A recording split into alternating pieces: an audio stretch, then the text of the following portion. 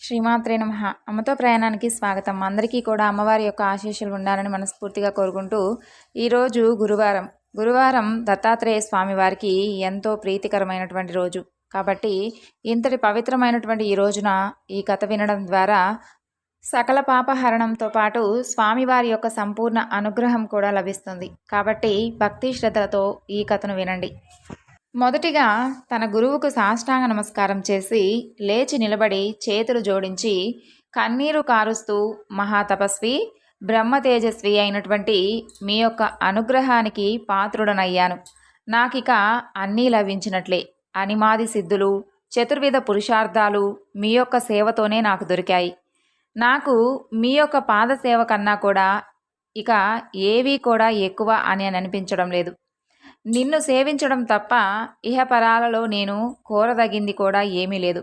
నా యొక్క జ్ఞానేంద్రియాలు, కర్మేంద్రియాలు మరిక దేని జోలికి పోవడం లేదు. ఇది సత్యం. అయినా కూడా ప్రసన్నుడివై ఉన్నావు కాబట్టి చాలా కాలంగా నా మనసుతో ఉండిపోయినటువంటి ఒక కోరిక ఉంది. ఇంతకు ముందు ఒకసారి అడిగితే తరువాత చూద్దామని మీరు అన్నారు. అప్పటి నుండి నేను ఎంతగానో ఎదురు చూస్తున్నాను. ఇప్పుడు అవకాశం వచ్చింది. కాబట్టి దత్తాత్రేయుడి చరిత్రను మీ యొక్క ముఖత ద్వారా వినాలని నా కోరిక. అసలు గురుదేవ దత్తుడు ఎవరు, ఎవరి అవతారం, ఆయన రూపం, ఆయన చరిత్ర, ఆయన యొక్క మహిమ, ఆయన్ను ఉపాసించవలసినటువంటి విధానం, ఉపాసించి తరించినటువంటి భక్తుల కథలు, ఇవన్నీ కూడా నాకు తెలుసుకోవాలని ఉంది. ఆయన దయలేనిదే యోగ సిద్ధులు కలగవు అని అంటారు. ఆయన యొక్క వర్ణాశ్రమ ధర్మాలకు అతీతుడు అని అంటారు. అనసూయ అత్రి మహామునుల యొక్క బిడ్డడు అంటారు. త్రిమూర్తి స్వరూపుడు అంటారు. చిత్ర విచిత్రమైనటువంటి లీలలు చేస్తారు అని అంటారు. జ్ఞానము యొక్క పరిపూర్ణ రూపమే ఆయన అంటారు. దయచేసి అసలు వీటన్నిటి గురించి నాకు వివరంగా తెలియజేస్తే నాకు అదే పెద్ద వరంగా ఆనందిస్తాను అని అంటాడు దీపకుడు. అందుకు వేదధర్ముడు, దీపక, నీ యొక్క సంస్కారం నన్ను ఎంతో ఆశ్చర్యపరుస్తుంది. దత్త చరిత్రను వినాలి అనేటటువంటి కోరిక కలగడం నిజంగా గొప్ప విశేషం. తప్పకుండా చెబుతాను. ఈ రూపంగా ఆ దత్తదేవుణ్ణి స్మరించుకునేటటువంటి భాగ్యం నాకు కూడా కలిగించావు. ఈ సద్గురుదేవుని యొక్క కథ ఎంతో అద్భుతం. చెప్పిన వారు, విన్నవారు ధన్యులవుతారు. సర్వ పాపాలు నశిస్తాయి, సర్వ మంగళాలు లభిస్తాయి. కానీ ఆయన లీలలు అన్నీ చెప్పడం మాత్రం ఎవ్వరి తరమూ కాదు. ఆ పరమాత్మను ధ్యానించి ఆయన యొక్క అనుగ్రహం చేత ఆయన తరువాత అనుగ్రహించిన మేరకు రూపాలు, నామాలు, మహిమలు, భక్తుల యొక్క గాథలు అన్నీ చెబుతాను. స్వామి నమస్కార ప్రియుడు, స్మరణ మాత్ర సంతుష్టుడు. అలాగే ఓం అనేటటువంటి దత్తనామాన్ని ఉచ్చరించి నమః అని అంటే చాలు స్వామి సంబరపడి కరుణామృత వృష్టిని కురిపిస్తాడు. అంతటి పవిత్రమైనటువంటి దత్తనామాన్ని ఎవరైతే ప్రతిరోజు కూడా ఉచ్చరిస్తారో వారికి స్వామివారి యొక్క సంపూర్ణ అనుగ్రహం కూడా ఉంటుంది. నాయనా దీపక, దత్తదయ వలన నా యొక్క దివ్య దృష్టికి గోచరించినటువంటి అష్టోత్తర శతనామావళి ఇది. స్వామి అనంత నామధేయుడు. చూడు నాయనా, దత్తాత్రేయ స్వామి పరస్పర విరుద్ధ రూపాలలో తిరుగుతూ ఉంటారు. భక్తులను కఠినంగా పరీక్షిస్తూ ఉంటాడు. ఒక్కొక్కసారి జటామండలధారిగా, మరుక్షణంలో ముండిత శిరస్కుడుగా, యోగిగా, భోగిగా, దిగంబరుడుగా, శ్వేతాంబరుడుగా, పీతాంబరుడిగా కనిపిస్తాడు. మరొకసారి మహావిద్వాంసుడిగా కనిపిస్తే మరొకసారి ఉన్మత్తుడిగా, అలాగే మదమత్తుడిగా కనిపిస్తాడు. ఒక్కొక్కసారి భిక్షాటన చేస్తూ కనిపిస్తాడు. ఒక్కొక్కసారి మహా ఐశ్వర్య సంపన్నుడిగా కనిపిస్తాడు. నిజమైనటువంటి రూపం ఏది అనేది ఎవ్వరికీ తెలియదు. అంతుపట్టనటువంటి రహస్యం. హరి హిరణ్య గర్భులుగా కనిపిస్తూ ఒకేసారి త్రిమూర్తి స్వరూపుడవుతాడు. గంగలో స్నానం చేసి, కోల్హాపురిలో భిక్ష చేసి సహ్యాద్రిపై నివసిస్తూ ఉంటారు. త్రికరణ శుద్ధిగా స్మరిస్తే భక్తులకు తప్పకుండా కనిపిస్తారు. అలాగే ఈ స్వామికి గొప్ప బిరుదు కూడా ఉంది. అంగన్యాస, కరన్యాసాలతో స్వామిని అర్చించే విధానం ఉన్నది. దీనినే దత్త కవచం అంటారు. భక్తుడు దత్తనామాలను జపిస్తూ శిరస్సు మొదలుకొని కాలివేళ్ల కొసల వరకు ఒక్కొక్క అంగాన్ని తాకాలి. జ్ఞానేంద్రియ, కర్మేంద్రియాలలో, మనోబుద్ధి, చిత్త, అహంకారాలలో దత్తనామాలను నిక్షేపించాలి. దత్త కవచదారులకు ఏ రంగంలోనూ అపజయం అనేది ఉండదు. శత్రుభయాలు, దుష్టపీడలు, గ్రహబాధలు, భూత ప్రేత పిశాచాల హింసలు దరిదాపులకు కూడా రావు. భక్త రక్షణలలో ఇది వజ్రకవచం. దీనితో పాటు దత్తమంత్రాన్ని సద్గురువు ద్వారా ఉపదేశం పొందితే చెప్పదగింది అంటూ ఏమీ లేదు. దత్తమంత్ర దీక్షను పొందిన వారికి చతుర్విధ పురుషార్థాలు లభించినట్లే. ఇంతగా జపించలేని వారు దత్తనామాన్ని అయినా సరే కనీసం రోజుకు 10 సార్లు స్మరించాలి. స్మరించే ముందు దత్తస్వామిని హృదయంలో నిలుపుకోవాలి. పీతాంబరధారి, భస్మోద్ధూలిత దేహుడు, సువర్ణవర్ణుడు, విద్యుత్ కాంతి కలిగినటువంటి జడలు కలవాడుగా దత్తస్వామిని ధ్యానించి నమస్కరించాలి. నాయనా దీపక, దత్తస్వామి అవతార గాథ చాలా మనోహరంగా ఉంటుంది. పూర్వం నారదుడు అడిగితే బ్రహ్మ చెప్పాడట. అత్రి మహర్షి చేసినటువంటి తపస్సుకు మెచ్చి సాక్షాత్తు శ్రీమన్నారాయణుడే అత్రికి కొడుకుగా అవతరించాడు. అత్రిపుత్రుడు కాబట్టి ఆత్రేయుడు, అనసూయాత్రి దంపతుల తపస్సుకు మెచ్చి వాసుదేవుడు తనంత తానుగా దత్తమయ్యాడు కాబట్టే దత్తాత్రేయుడయ్యాడు. తన భక్తులైనటువంటి యదు, కార్తవీర్యార్జున, ప్రహ్లాద, అలర్కుడు వీరికి బ్రహ్మజ్ఞానాన్ని ప్రసాదించి తరింపజేశాడు. ఈ యొక్క దత్తలీలలన్నీ కూడా మైత్రేయ మహర్షి విదురుడికి చెప్పాడు. ఆ వివరాలు చెబుతాను, శ్రద్ధగా విను. శౌనకాది మునులారా, వింటున్నారు కదా. మీకు కలిగినటువంటి సందేహాలే విదురుడికి కూడా వచ్చాయి. మైత్రేయ మహర్షిని అతను అడిగాడు. అందుకు ఆయన చెబుతూ ఉన్నట్లుగా బ్రహ్మ కలికి చెబుతున్నాడు. ఇవి ఎవరైతే వింటారో చెప్తారో వారికి కూడా ముక్తులను చేసేటటువంటి దత్తలీలలు. అంతటి పవిత్రమైనటువంటి ఈ లీలలు ఇవి అతి పురాతన గాథలు. దీపక, వేదధర్ముల సంభాషణగా చెబుతాను విను అని అన్నాడు సూతుడు. స్వయంభువ మనువుకు ఇల్లాలు శతరూప. ఆ దంపతులకు 2 కొడుకులు, 3 కూతుళ్ళు జన్మించారు. ప్రియవ్రతుడు, ఉత్తానపాదుడు కొడుకుల పేర్లు. ఆకుతి, దేవహుతి, ప్రసూతి అనేవి కూతుళ్ళ పేర్లు. వీరిలో ఆకూతిని రుచి మహర్షికి, దేవహుతిని కర్దమ ప్రజాపతికి, ప్రసూతిని దక్ష ప్రజాపతికి ఇచ్చి వివాహాలు చేశారు. వీరిలో దేవహుతికి 9 మంది అమ్మాయిలు, 1 అబ్బాయి జన్మించారు. అబ్బాయి పేరు కపిలుడు. వాసుదేవుడే కపిలుడిగా జన్మించాడు. 9 మంది కన్యలు సౌందర్యరాశులు. బ్రహ్మపుత్రులు 9 మంది వీరిని వివాహం చేసుకున్నారు. అనసూయను అత్రి, అరుంధతిని వశిష్ఠుడు, శాంతిని అధర్వుడు, కలను మరీచి, శ్రద్ధను అంగీరసుడు, హవిర్భవను పులస్యుడు, గతిని పులహుడు, క్రియను క్రతుడు, ఖ్యాతిని భృగువు వివాహం చేసుకున్నారు. వీరిలో అనసూయాత్రికి బ్రహ్మ, విష్ణు, మహేశ్వర్లు వరుసగా చంద్ర, దత్త, దుర్వాసులుగా జన్మించారు.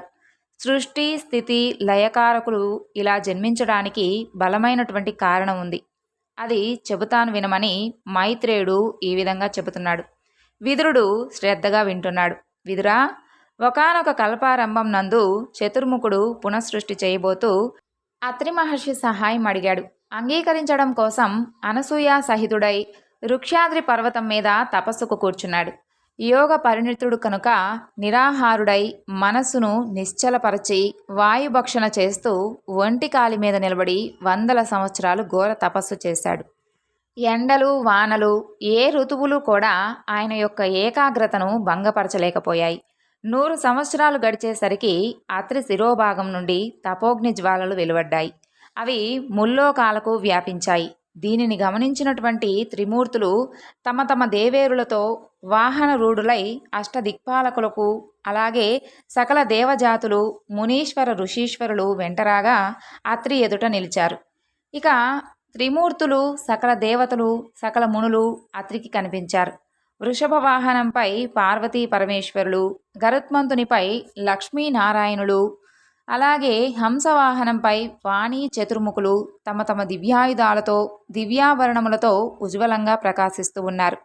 ఇంద్రాది దిక్పాలకులు పరివేష్టించి ఉన్నారు. ఋషులు, మునులు వేద మంత్రాలతో త్రిమూర్తులను స్తుతిస్తూ ఉన్నారు. అప్పుడు అత్రి, బ్రహ్మ, విష్ణు, మహేశ్వరులారా, పుత్రార్థినై నేను ఒకే ఒక దివ్య మహస్సును ధ్యానిస్తూ ఉన్నాను. అలాగే మీరు 3గా దర్శనమిచ్చారు. మీకు ఇవే నా యొక్క సాష్టాంగ నమస్కారములు అన్నాడు. అత్రి మునీంద్ర, నీ యొక్క సంకల్పం గొప్పది, తపస్సు కూడా గొప్పది. నిరాకారము, నిర్గుణము అయినటువంటి ఒకే ఒక్క మహస్సును నీవు ధ్యానించినా నీవు త్రిగుణాత్మకుడు కాబట్టే నీకు మేము ఈ విధంగా దర్శనమిచ్చాము. నీ కోరిక తప్పకుండా నెరవేరుతుంది. మా అంశలతో నీకు 3 కుమారులు జన్మిస్తారు. దివ్య తేజస్సులై జగతిలో ప్రకాశిస్తారు. నీ యొక్క యశస్సులు దశ దిశలా వ్యాపించి శాశ్వతంగా నిలుస్తాయి. తీవ్ర తపస్సును విరమించు. తప్పకుండా నీకు శుభం కలుగుతుంది అని ఆశీర్వదించి అదృశ్యులయ్యారు. అటుపైన బ్రహ్మాంశ వలన చంద్రుడు, విష్ణాంశ వలన దత్తుడు, శివాంశ వలన దుర్వాసుడు అనసూయాత్రి దంపతులకు జన్మించారు. ఇది మైత్రేయుడు విదురునకు చెప్పినటువంటి దత్త జన్మ వృత్తాంతం. నాయనా దీపక, దత్త జన్మ వృత్తాంతం విన్నావు కదా. ఇక దత్తదేవుని యొక్క యోగ విద్య తెలియజేస్తాను, శ్రద్ధగా విను అన్నాడు వేదధర్ముడు. బ్రహ్మర్షి నారదుడు ముల్లోకాలలో తిరుగుతూ ఒకనాడు హస్తినాపురానికి వచ్చాడు. ధర్మరాజు ఎదురు వెళ్ళి అర్ఘ్యపాద్యాదులతో సత్కరించి రాజమందిరం లోపలకు తీసుకొని వచ్చాడు. తన సోదరులు 4గురిని సమావేశపరిచాడు. ఆ సమయంలో అక్కడ శ్రీకృష్ణుడు కూడా ఉన్నాడు. అందరూ కూడా నారదునకు నమస్కరించి కూర్చున్నారు. కుశల ప్రశ్నలు అడిగారు. ధర్మరాజు నారదునితో ఏదైనా ఇహపర సాధ్యమైనటువంటి వృత్తాంతం ఉంటే చెప్పమని, ధర్మ ప్రబోధం చేయమని అభ్యర్థించాడు. అన్ని ధర్మ ప్రబోధాలు తెలిసినటువంటి నీకు భగవానుడైనటువంటి శ్రీకృష్ణుడే అండగా ఉండగా చెప్పవలసినవి ఇక ఏమున్నాయి? అయినా అడిగావు కాబట్టి ఒక వృత్తాంతం చెప్తాను. పూర్వం ప్రహ్లాదుడు అడిగితే అజగరుడు చెప్పినటువంటి విశేషాలు ఉన్నాయి, అవి చెబుతాను వినండి అని ఈ విధంగా చెప్పడం ప్రారంభించాడు. లోకతత్వాన్ని ప్రత్యక్షంగా దర్శించి తెలుసుకుందామనేటటువంటి అభిప్రాయంతో ప్రహ్లాదుడు సాధు సజ్జన బృందంతో బయలుదేరాడు. భూగోళం అంతా కూడా సంచరిస్తూ వింతలు విడ్డూరాలు తెలుసుకుంటూ సహ్యాద్రి పర్వత ప్రాంతం చేరుకున్నారు. అక్కడ కావేరీ నదిలో స్నాన సంధ్యలు గావించి నదీ తీరంలో ప్రకృతి సౌందర్యాన్ని చూస్తూ అల్లంత దూరాన నేల మీద పడుకొని ఉన్నటువంటి ఒక మహర్షిని చూశారు. ఆ మహర్షి శరీరం దుమ్ము కొట్టుకొని పోయి ఉంది. కానీ శరీరం నుండి దివ్య తపకిరణాలు పెళ్ళుబుకుతూ ఉన్నాయి. ఎవరి మహర్షి? ఎందుకు ఇలా నేల మీద పడి ఉన్నాడు? ఉలుకు పలుకు లేదు, కదలిక మొదలిక లేవు. సమీపంలో ఆశ్రమం కానీ కుటీరం కానీ లేవు. ఇది ఏమైనా వ్రతమా లేక నియమమా లేక ఇంకేదైనా ఉందా తెలుసుకుందామని ఆ మహర్షి పాదముల చెంత కూర్చున్నాడు.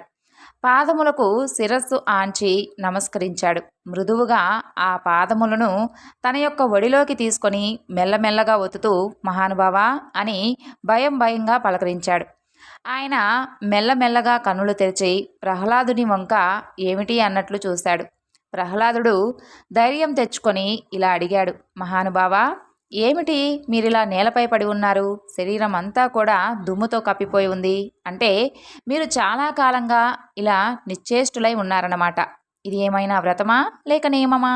చాలా విచిత్రంగా ఉంది. లోకంలో ఏ ప్రయత్నం చేయకుండా మనిషికి ధనం లభించదు. ధనం లేకపోతే భోగాలు లేవు. అవి లేకపోతే శరీరం సముజ్వలంగా నిలిచి ఉండదు. ఇవన్నీ వదిలి మీరిలా రోజుల తరబడి నేల మీద పడి నిద్రపోతూ ఉన్నారు. అయినా మీ దేహం మాత్రం సముజ్వలంగా ప్రకాశిస్తూ ఉంది. ఇది చాలా ఆశ్చర్యకరం. దయచేసి మీ యొక్క వింత పద్ధతికి కారణం ఏమిటో తెలియజేయండి. అసలు ఎందుకు ఇలా పడి ఉన్నారో చెప్పండి అని అన్నాడు. ప్రహ్లాద, నిజంగా నీకు తెలియకనే అడుగుతున్నావా? నీవు శ్రీహరిని మెప్పించినటువంటి భక్తుడవు, తత్వవేత్తలలో అగ్రగణ్యుడవు. సత్ప్రవర్తనలో నీకు నీవే సాటి. ప్రవృత్తి నివృత్తి ఫలములను ఆధ్యాత్మిక దృష్టితో చూడగలిగిన వాడివి. అలాంటి నీవు ఈ ప్రశ్న వేయడం నాకు ఆశ్చర్యంగా ఉంది. అయినా కూడా అడిగావు కాబట్టి చెబుతాను. దీనివలన నీకు నాకు ఆత్మశుద్ధి కూడా కలుగుతుంది. ఆలకించు. కర్మలు ఆచరిస్తూ వాటి వలన కలిగేటటువంటి జన్మల ఫలాలు, అలాగే అవి చూస్తూ ఈ సుడిగుండంలో తిరిగేటటువంటి ప్రతి జీవి తిరిగి విసిగిపోతాడు. నేను కూడా అంతే, విసిగిపోయాను. ఇప్పుడు మానవ జన్మ ఎత్తాను. ఇది స్వర్గమోక్షాలకు ద్వారసీమ. ఇక్కడ పాపకర్మలు ఆచరిస్తే జంతు జన్మ లభిస్తుంది. పాప పుణ్యములు రెండూ చేస్తే మనుష్య జన్మ లభిస్తుంది. దుఃఖాలను తొలగించుకోవడానికి, సుఖాలు పొందడానికి మనుషులు ఏవేవో కర్మలు చేస్తూ ఉంటారు. వాటితో లభించేటటువంటి అనుకూల వ్యతిరేక ఫలాలను పొందుతూ ఉంటారు. అసలు ఫలానుభవమే వద్దని అనుకున్నవాడు అసలు కర్మలను ఆచరించవలసినటువంటి పనేముంది చెప్పు? ఇక సుఖం ఆత్మస్వరూపం. భోగాలు అనేవి కల్పితములు, అశాశ్వతములు. ఈ జ్ఞానం కలిగిన తరువాత నేనింకా కర్మలు ఎందుకు ఆచరించాలి? అందువలన నిశ్చేష్టుడనై ఈ విధంగా పూర్వజన్మ సంచితాలైనటువంటి ప్రారబ్ధ ఫలములను అనుభవిస్తూ ఇక్కడ పడిండి నిద్రిస్తూ ఉన్నాను. ఈ రహస్యం తెలుసుకోలేని వాడు తనలోనే నిక్షిప్తమై నాచుతో కప్పబడినటువంటి సరోవరంలా ఉన్నటువంటి సుఖరూప పురుషార్థాన్ని అందుకోలేక దాహార్దుడై ఎండమావుల వెంట పరిగెత్తుతున్నటువంటి వాడి వలె ఉన్నాడు. కర్మాచరణ వలలో చిక్కినటువంటి జన్మ పరంపరలో ఆ యొక్క వలయంలో సుడిగుండంలో తిరుగుతూ ఉన్నాడు. మోహం యొక్క మహిమ అలాంటిది. మరి ప్రహ్లాద, ధనం వలన సుఖం కలుగుతుంది అని అన్నావు కదా, వట్టి భ్రమ మాత్రమే. దుఃఖమే తప్ప దాని వలన సుఖం లేదు. సంపాదనలో దుఃఖం, దాన్ని కాపాడుకోవడంలో దుఃఖం. రాజా, చోర, శత్రు, పుత్రమిత్ర కలత్ర యాచకాదులు అపహరించుకుపోతారేమో అనేటటువంటి దుఃఖం అనుక్షణం భయపడడమే తప్ప ధనికులకు నిద్రాహారాలు కూడా ఉండవు. పైగా ఎవరైనా ఏ రకంగానైనా ఏ మూల నుండైనా వచ్చి అపహరిస్తారేమోనని నిరంతరం భయపడుతూ ఉంటారు. పైగా దీనికి తోడు వీరికి పక్కనే ఉంటుంది అరిషడ్వర్గం సంతానంగా. అంచేత ధనం మీద, దాని మూలమైనటువంటి భోగముల మీద అనురాగాల్ని వదిలివేయడం ఉత్తమం. ప్రహ్లాద, ఈ సృష్టిలో తేనెటీగ ఒకటి, అలాగే అజగరం ఒకటి, నాకు రెండూ కూడా గురువులు. ఎలాగంటే చెబుతాను విను. తేనెటీగలు అష్ట కష్టాలు పడి తేనెను సమకూరుస్తూ ఉంటాయి. ఆ తర్వాత లోభంతో తేనెను కూడబెడతాయి. ఎవరో వచ్చి పొగపెట్టి ఆ తేనెటీగలను చంపి పారద్రోలి ఆ తేనె కాస్త అపహరించుకుపోతాడు. తేనెటీగలకు మిగిలింది ఏమిటి చెప్పు? అలాగే మానవులు ధనం కూడబెడతారు, చివరకు దాని వలనే నశిస్తారు. అందువలన తేనెటీగలను చూసి వైరాగ్యం నేర్చుకున్నాను. ఇంకొకటి మహాసర్పం అంటే కొండ చిలువ. దాన్ని చూస్తూ అది కదలదు, మొదలదు. అందుబాటులో ఉన్నటువంటి ఆహారాన్ని మాత్రమే స్వీకరిస్తుంది. తనకై తను సొంతంగా ప్రయత్నం చేయదు. ఏ తిండి దొరక్కపోతే హాయిగా కడుపులో కాళ్ళు పెట్టుకొని నిద్రపోతుంది. ఎన్నాళ్ళైనా సరే ఈ యొక్క ఆ అజగరము అలాగే పస్తులుంటుంది. ఈ అజగరాన్ని చూసి సంతుష్టిని నేర్చుకున్నాను. లేదని ఎవరిని అడగను, రాదని దుఃఖపడను. ఎవరు పిలిచినా ఆ అనను, ఏది ఇచ్చినా వద్దనను. నాకు సుఖము లేదు, దుఃఖము లేదు. విలువైనటువంటి పట్టుబట్టలు కట్టినా, గుడ్డపీలకలే ధరించినా, అసలు ధరించకపోయినా నా మనసుకు తేడా లేదు. పల్లకి ప్రయాణాలు, కాలినడకలు నాకు ఒక్కటే. కర్పూర చందనములు రాసుకున్నా, దుమ్ముధూళిలో ఉన్నా నాకు ఇవన్నీ కూడా ఒకటే. హంసతూలికా తర్పాల మీద పడుకున్నా, పట్టుపరుపులపై ఉన్నా, బండరాతిపై ఉన్నా, అవమానించినా, ఇచ్చినది తీపిదైనా చేదుదైనా ఒకేలాగా ఆదరిస్తాను. సగుణమైన, నిర్గుణమైన, అధికమైన, అల్పమైన నాకన్నీ ఒకటే. నాది సర్వసమసృష్టి. అలాగే దీనివలన సుఖదుఖాల భేదాన్ని చిత్తవృత్తిలో లయింపజేయగలిగాను. చిత్తవృత్తిని మనసులో, మనసు అహంకారములో, అహంకారాన్ని మాయలో, మాయను ఆత్మానుభూతిలో లయింపజేశాను. స్వానుభవంతో ఆత్మస్థితిలో ఏకనిష్టలో ఉంటున్నాను. ప్రహ్లాద, నీవు యోగ్యుడవు కాబట్టి అతి గుప్తమైనటువంటి నా యొక్క ఆత్మ ప్రవృత్తిని నీకు తెలియజేశాను. ఇది చాలామందికి లోక విరోధంగా, శాస్త్ర విరుద్ధంగా కనిపిస్తుంది. కానీ నీవు అర్థం చేసుకోగలవు. ఆ సామర్థ్యం నీకు ఉంది అని గ్రహించాను కాబట్టే చెప్పాను అని ముగించాడు. ఆ యొక్క అజగర ప్రవృత్తిలో ఉన్నటువంటి మహర్షి ప్రహ్లాదుడు అమితానందంలో ఆ మహానుభావుణ్ణి సేవించి, అర్చించి, పూజించి సంపూర్ణ అనుగ్రహం పొంది వీడ్కోలు తీసుకున్నాడు. ధర్మరాజా, ప్రహ్లాద అలాగే అజగరుల యొక్క వృత్తాంతం విన్నావు కదా, దీనిలో ఆంతర్యం నీవు గ్రహించు అని ముగించాడు నారదుడు. నాయనా దీపక, విన్నావు కదా, యోగ విద్యా విశారదుడు అయినటువంటి దత్తయోగి యొక్క సిద్ధావస్థ ఇది అని వేదధర్ముడు చెప్పాడు. దీపకుడు ఆశ్చర్యంలో, గురుదేవా చాలా శ్రద్ధగా విన్నాను. ఈ కథలో దత్తదేవుని యొక్క ప్రస్తావన ఎక్కడా కూడా మీరు చెప్పలేదు. మరి మీరు ఇది దత్తుని సిద్ధావస్థ అని అంటున్నారేమిటి? ఇదేమిటో నాకు అసలు అర్థం కాలేదు, కాస్త వివరించండి అని దీపకుడు సవినయంగా వేడుకున్నాడు. నాయనా దీపక, దీనిని నీవు అనుసంధానం చేసుకోవడంలో పొరపాటు పడుతున్నావు. మొట్టమొదటే చెప్పాను కదా, దత్తుడు యోగమాయను ఆశ్రయించి అనేక రూపాలు ధరిస్తూ ఉంటాడని. అదీ కాక బ్రహ్మ నారదునికి చెప్పినటువంటి విషయం గుర్తు చేసుకో. తన పాద పద్మాలను సేవించినటువంటి యదు, కార్తవీర్య, ప్రహ్లాద, అలర్కులను దత్తదేవుడు ఆత్మవిద్య బోధించాడని బ్రహ్మదేవుడు చెప్పలేదు.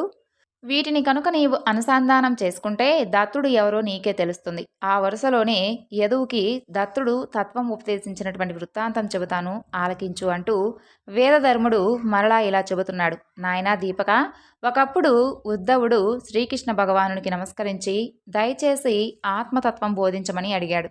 అప్పుడు వాసుదేవుడు ఉద్ధవునితో ఇలా అన్నాడు. ఉద్ధవా, ఆత్మతత్వాన్ని ఒకరు ఉపదేశిస్తారా? ఎవరి మటుకు వారే తెలుసుకోవాలి. మానవులు మంచి చెడ్డ విచక్షణ జ్ఞానం కలవారు. తమని తామే ఉద్ధరించుకోవాలి. ఆత్మకు గురువు ఆత్మయే. అందుకనే సాంఖ్యులు మానవ శరీరంలోనే సర్వజ్ఞుడైనటువంటి పరమాత్మను దర్శిస్తూ ఉంటారు. సృష్టిలో ఆపాద, విపాద, త్రిపాద, చతుష్పాద, బహుపాద జీవరాశులు ఉన్నాయి.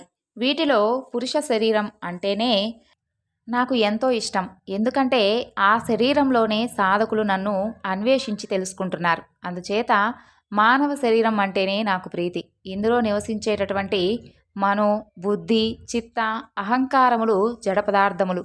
వాటిని ప్రకాశింపజేసి చైతన్యం తెస్తున్నటువంటి శక్తి సంపన్నుడు ఒకడెవడో ఉండాలి. అందుచేత వెతుకుదామని సాధకులు ప్రయత్నించి సాధనతో నన్ను తెలుసుకుంటున్నారు. రుద్వాదులు సాధనములు కాబట్టి వీటికి సాధ్యుడు ఉండాలి అని అనుమాన ప్రమాణంతో నన్ను అన్వేషిస్తూ ఉన్నారు. కాబట్టి మానవ శరీరం అంటేనే నాకు చాలా ఇష్టం. ఇందులో ఉన్నటువంటి ఆత్మతత్వం గురించి తెలుసుకోవాలి అంటే కొంతవరకు అవధూత యదువు సంవాదం గురించి చెబుతాను ఆలకించు. యదువు తెలుసు కదా, యయాతి పుత్రుడు, మహాతపస్వి, ధర్మజ్ఞుడు. ఒకరోజు ఒక అవధూతను దర్శించి నమస్కరించి ఇలా అడిగాడు. మహానుభావా, నీవు సుందరుడవు, కవీశ్వరుడవు, సత్యసంధుడవు, మహాజ్ఞానివి. అయినా జడుడులా ఉన్మత్తుడిగా సంచరిస్తూ ఉన్నావెందుకని? ఇంద్రియ తృప్తి కోసం నీవు ఏ పని చేయడం లేదు. ఈ యొక్క వివేకం నీకు ఎలా కలిగింది? పండితుడవయ్యుండి బాలుడిగా ప్రవర్తిస్తున్నావెందుకని?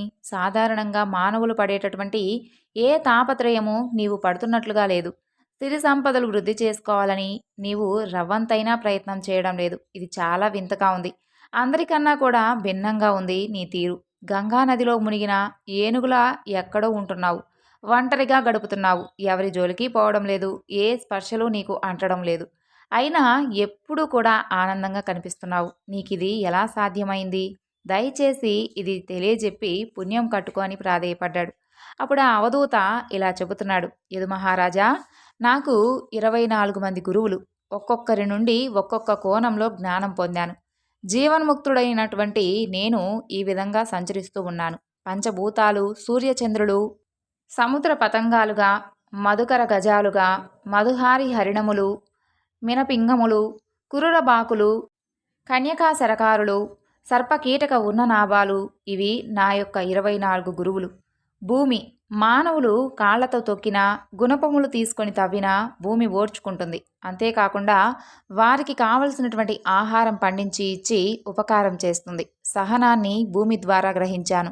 అపకారికి కూడా ఉపకారం చేసేటటువంటి గుణం భూమి నుండి నేర్చుకున్నాను. రెండవది వాయువు.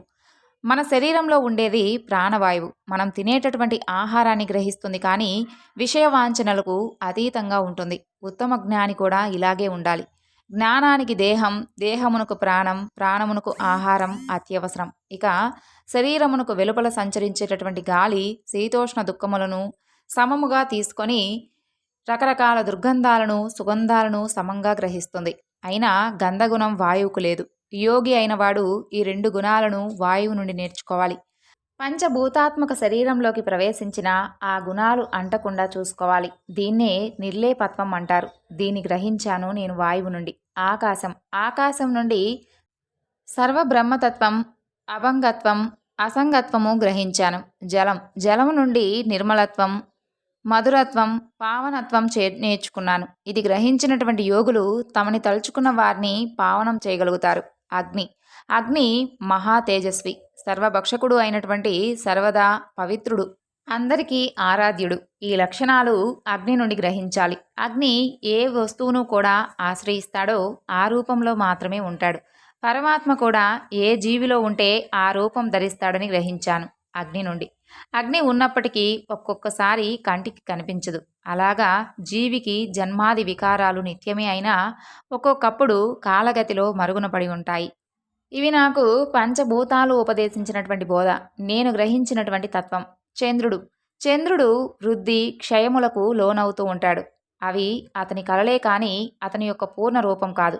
అలాగే షడ్భావ వికారములు శరీరమునకే కాని ఆత్మకు కాదని తెలుసుకున్నాను చంద్రుని వలన. సూర్యుడు.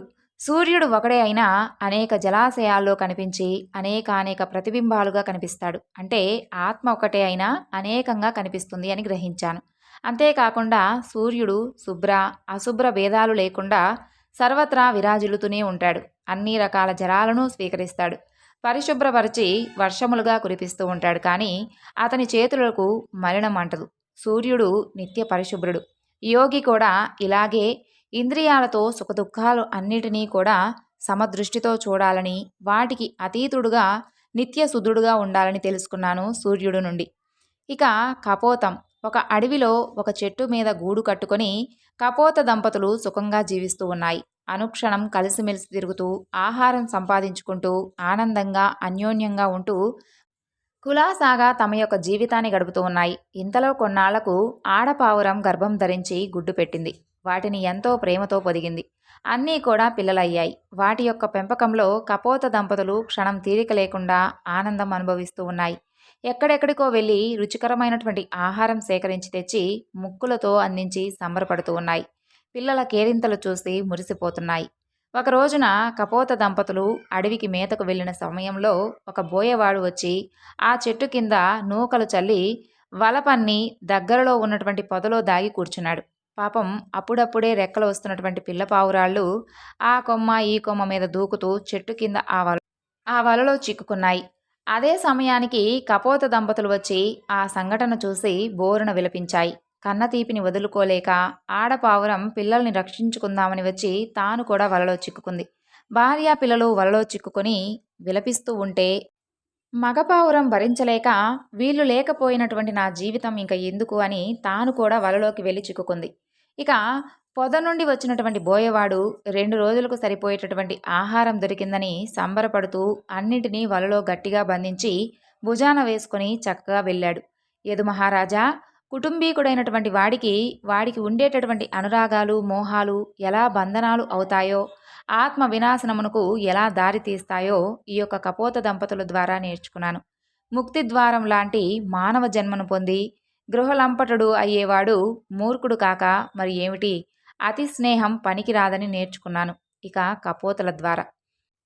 సముద్రం. సముద్రం తనలాగా గాంభీర్యం అలవర్చుకోమని ప్రబోధించింది సముద్రం. దాని లోతు ఎవరికైనా తెలుసా? దానిని దాటగలవాడు ఉన్నాడా?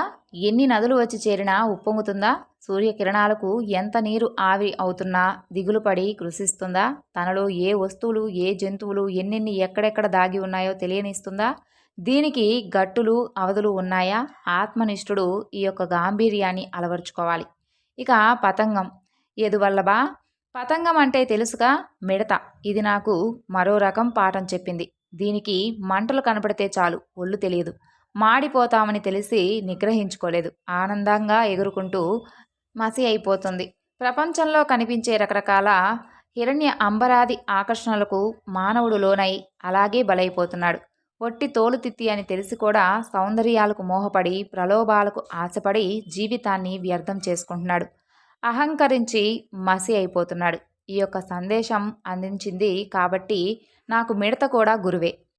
ఇక ఏనుగు. నువ్వు రాజువు కాబట్టి అడవిలో స్వేచ్ఛగా సంచరించేటటువంటి మదపుటేనుగులను ఎలా అయితే బంధిస్తారో, ఇక ఒక పెద్ద గొయ్యి తవ్వి దాని మీద సన్నని కర్రలు వేసి వాటి మీద గడ్డిపరిచి దాని మీద మధ్యలో ఒక పెద్ద ఆడ ఏనుగు బొమ్మను నిలబెట్టి మీ యొక్క రాజభటులు చుట్టూ కూడా పక్కల పొదలలో దాగి పొంగి ఉండి చూస్తారు. అటువైపు వచ్చినటువంటి మదపుటేనుగు ఒంటరిగా ఒక ఆడ ఏనుగు దొరికిందని పరుగు పరుగున వచ్చి గోతిలో పడుతుంది.